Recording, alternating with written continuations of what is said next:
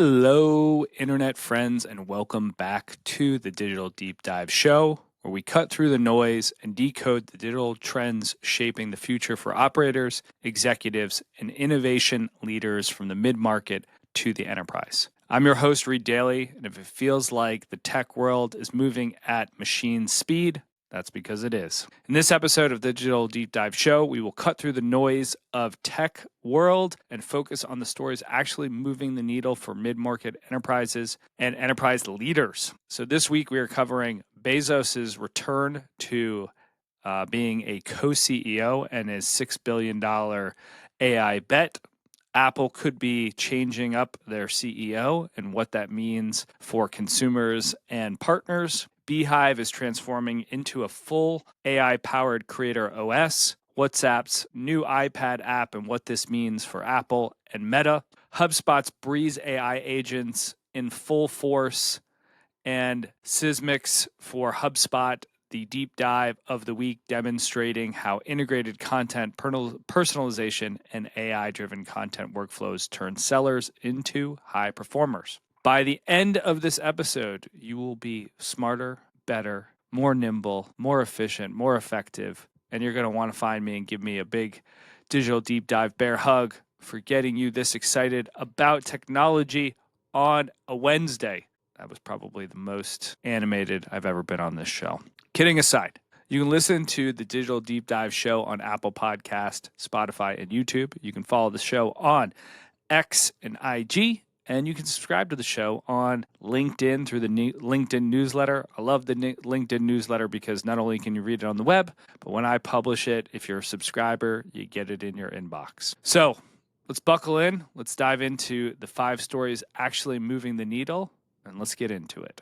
So news in tech. Jeff Bezos is making a major operational comeback as co-CEO of a new AI company called Project Prometheus. It's been rumored that they've raised roughly $6 billion, and the startup is targeting the physical economy, the industrial sectors like aerospace, automotive, and hardware engineering to build AI that optimizes real-world systems. My takeaway of this is, it's not just another AI company. Bezos is backing a future where AI accelerates design, simulations, and manufacturing. For industrial enterprises, early engagement could mean a step up change in innovation and speed, operational efficiencies, and you got to imagine a whole lot of cost. It'll be very cool to see how this company goes from essentially stealth and a LinkedIn page to grabbing headlines and Bezos talking about it on the worldwide stage. Next up, we're talking about Apple and Tim Cook possibly nearing the end of his run. So rumors are circulating that Tim Cook may retire in early 2026, with John Thurnes, Apple's hardware SVP, becoming the leading internal successor. The speculation points to a potential leadership transition that could realign Apple's strategic direction. So if you think about over the last 20 years, Apple went from being a very product hero-centric product company and then moving into a subscription supply chain focused company. If you think about kind of the whole 10-year time of Apple, the first sort of sprint, if you will, of Steve Jobs, he didn't have Tim Cook. He couldn't get products to market on time, efficiently, and effectively. And that sort of changed. When Steve was there, his second time, you had Johnny Ive creating fantastic products, and you had Tim Cook optimizing supply chain, getting you the products you need and the time you needed it. My hope is that as a fanboy of Apple, and someone who just got a new MacBook Air, who likes it. It's great. It does what it's supposed to do, but it didn't excite and delight me like it did 15 years ago. I'll be excited to see how they get back into the hardware game, what new products and services they come out with. And I know that it's going to become a commoditized product, but I would love for them to get back into Product Titan, their car product. I can't wait for them to see what they're going to do with AR and VR. With some sort of glasses. I'm really looking forward to that product. And I feel like, we've got to get Siri right with Google being rumored to power Siri. So if we can get Siri right and then we can get some glasses going. I think we've got a new product 2030, so 5 years from now, maybe hopefully sooner. But these are just fanboy desires, if you will, but I'll be interested to see when and if Tim steps down and if John takes over. Next up, we're talking about Beehive and their launching of a new AI website builder and creator tools. So Beehive is expanding into a full creator OS with AI-powered no-code website building, real-time analytics, podcast hosting, and monetization tools. Think courses, merch, etc. All commission-free. So this is a creator-first platform built for scale. Instead of piecing together different tools, creators and companies can run everything, distribution, audience, and revenue from one place powered by AI to minimize manual work. I'll be interested to explore this. I'm going to be checking out over the Thanksgiving break when I have off, diving deep into this. It's usually when I do sort of my content and technology roadmap for 2026. In years past, I sort of jumped back and forth. That was largely because I was dealing with sort of on-prem or hybrid apps. And then as we've moved to more cloud-based apps, it's become more efficient and effective. Beehive has been on my radar to check out and figure out how it fits into my ecosystem of content. And I'll let you guys know what I find. Over the last couple episodes, we've talked about WhatsApp. And I've been using WhatsApp more and more because my European friends and college roommates love it, use it. And it looks like, based on the data I've seen, more Americans are using it than ever. The app finally landed on the iPad and Apple Watch. While the Apple Watch, you can't use it unless you have the phone. So if you have the cellular phone plan on the Apple Watch and you don't have your mobile device, you can't use it. But we're getting pretty close. And one of the things I talked about on the last episode was the fact that with the Meta Ray-Bans and then the Meta glasses and the ability to have WhatsApp, they could become a strong competitor to the Apple iPhone iMessage ecosystem, similar to what BlackBerry and BlackBerry Message had 15, 20 years ago. One of the things that I think could be really compelling with Meta is if you could have the form factor of the glasses talking to you, and you've got the Neuroband, and you can add 5G support through Starlink, you've got something pretty compelling that is not a phone. Be interested to continue to monitor this and see how it evolves. Last up, in terms of news and tech, we had the HubSpot demonstrating Breeze AI agents for sales and service yesterday. I attended. Miranda Tanner and Matri showcased a demo of the Breeze AI agents in full force. I've been using Breeze AI a lot more recently. If you follow my LinkedIn news feed, you'll notice why. And we'll talk about that on future shows. And one of the things that I really appreciated was their really thoughtful demos that resonated with me. So two of them that really sort of struck a chord with me were the prospecting agent and the customer agent. So I'll break those down. So the prospecting agent, they talked about going to an event and then doing follow-up based on ICP and then doing sort of clip downs from the event down to the ICP. I would make one change to this, and I'd say I do a lot of what they showed in the demo ahead of event. So, for example, an event maybe would have 500 folks attending. Some of those are competitors. Some of those don't fit into your ICP. And so being able to, define your ICP and sort of clusters, you can define, give parameters and use the prospecting agent to help you narrow down that list. So going from 500, let's say, down to 50. And then from 50, you can say, okay, which of those folks really fit my target buyer persona? Maybe the company's a good fit, but the individual isn't. And then you could further refine it down to, say, 25. So you've gone from 500 people down to 25. And then from 25, you're trying to get the meetings and appointments during and after. And if you can get from, 500 down to 25, down to 5 leads and opportunities, that is technology doing its job.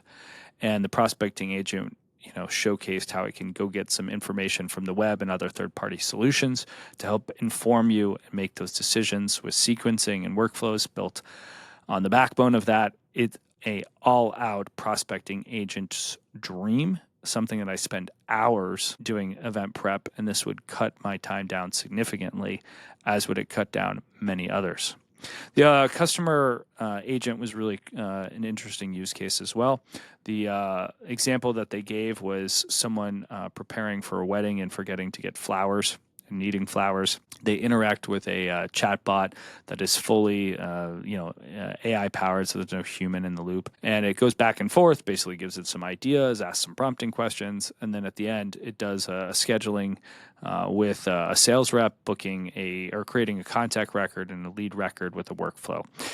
I thought this was just really seamless and just showcased how integrated marketing, sales, and customer chatbot, along with a CMS, makes a user experience fantastic from a customer's lens as well as from a sales perspective. All right, let's jump into the deep dive for the week. So if you've been following along the show for the last couple of weeks, we've been going through HubSpot's 2025 Essential Apps for Sales. It's a curated collection of 14 integrations designed to enhance the sales experience. These apps span categories such as communication, proposal management, e-signature services, and sales enablement tools. Last week, we concluded the portion of the sales apps that were really focused around optimizing the sales sort of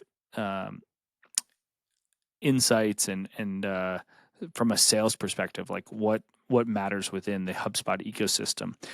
We featured Quote Path, a solution that integrates and plugs directly into the HubSpot sales solution and gives you real-time information on commissions that are calculated alongside sales workflows. This week, we continue the journey, focusing on elevated intelligence, apps made for sales leaders obsessed with insights. This week, we are featuring Sysmix as the key to strategic decision-making, whispering data you need to monitor and improve your performance. So let me give you just an overview. Sysmix HubSpot integration brings enterprise-grade enablement directly into your CRM workflow. It centralizes content, personalizes assets automatically, and serves them up to the right salesperson at the right time, at the right stage of the deal flow. This gives tighter integration and consistency with go-to-market messaging and helps sales folks operate more efficiently and effectively. Some of the key features are centralized, searchable content hub, so think like a light digital asset management, automated content recommendations based on deal stages and buyer journey, personalized tools that tailor assets for industry personas or specific accounts, and analytics on content usage, engagement, and influenced revenue. It seamlessly integrates with sequencing workflows and CRM records and how sellers can use this tool. So it quickly services the best fit assets directly inside a deal, contact, or sequence. It gives personalized decks, one-pagers, and emails without leaving HubSpot. And it tracks which content resonates with buyers so that you can refine and update your outreach and workflow. Why organizations want sellers using this? So organizations want Sysmix in the stack because it creates consistent, repeatable, and data-backed sales motions across the entire team. RevOps and marketing can build foundational workflows, templates, and sequencing within HubSpot, and then layer in Breeze AI to author high-quality emails, outbound messages, and touch points at scale. This becomes the final accelerator by delivering the exact assets each workflow calls for, enabling sellers to pair tailored messaging with perfectly timed content at every stage. The outcome is a unified go-to-market engine where reps sound sharp, outreach feels highly contextual, and the right asset shows up at the right moment, turning average sellers into consistently high performers. Key takeaways. You get tighter alignment across sales and marketing, driving higher quality outreach and ensuring our sellers always know what to send, when to send it. It reduces time searching for content, boosts personalizations, and provides leadership with visibility into how content impacts deals. For teams serious about operational excellence, it becomes a backbone of a modern AI-enabled buying-centric sales process. I've included the website and then the HubSpot marketing place links if you go to the LinkedIn newsletter. And let me know what you think. In terms of where we can connect in real life, online, in person, Got a bunch of holiday parties coming up. So I got a 1, 2, 3 punch. So we've got December 8th in Boston with the ACG holiday party. Then back to Chicago for the 3rd annual wine tasting. And then on Wednesday, the 10th, we've got the Private Directors Association holiday networking party. Wrapping up the show, don't forget to like, follow, subscribe on Apple Podcasts, Spotify, and YouTube. Check us out on LinkedIn by subscribing to the newsletter. You get it automatically downloaded to your device via your email. You can connect to the show, follow us, subscribe, all that good things on IG and X at Digital 3D Show. And you connect with me, Reed Daily, on X, Instagram, LinkedIn, etc., etc. One last thing, just a disclaimer. All views, opinions, and commentary expressed here are solely my own. They do not represent or reflect the views, positions, or endorsement of any organization or entity. My engagement with this material is undertaken in a personal capacity, and any interpretation or remarks are entirely my own. With all that said, thanks for tuning in. We'll be off next week for the Thanksgiving break, but we'll catch you back on the first week of December.